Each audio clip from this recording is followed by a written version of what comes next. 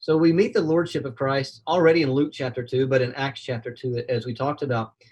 In Acts chapter 10 and 11, this is a crucial point in the book of Acts, because now you're starting to see the implications for what does it mean for Christ to be Lord of all when you have Jews, Jewish believers and all of their customs and biblical foundations for those customs, by the way, and you have the influx of Gentiles. To what degree do they need to follow the Old Testament law? And you have, it's a really stark example with Cornelius. Cornelius is not just some Gentile. Cornelius is not just a Roman soldier. Cornelius is a leader of Roman soldiers. He is a centurion. He is he's middle management or upper management of Roman soldiers. And so to use him as an example that there are no distinctions between Jews and Gentiles, this is a hard one to get your head around if you're an early Jewish believer. And so you have the proof that Christ is Lord of all in the fact that he went around doing good. This is Acts chapter 10. And Peter squeezes in there, Jesus is Lord of all.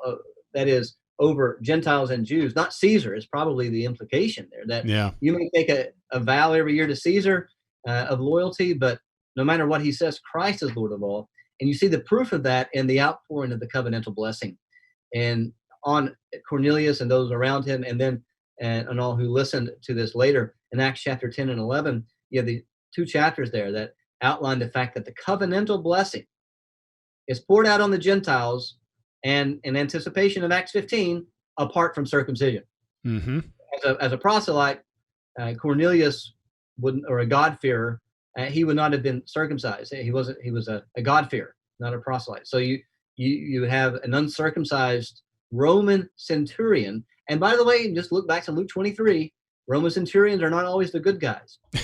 You're right. This is a centurion. In Luke 23:47, he says this man was righteous, but even they're overseeing the crucifixion of Christ. And now you have Cornelius as your model example of a Gentile who, because Christ is Lord of all, he is enfolded into that community apart from anything that he does.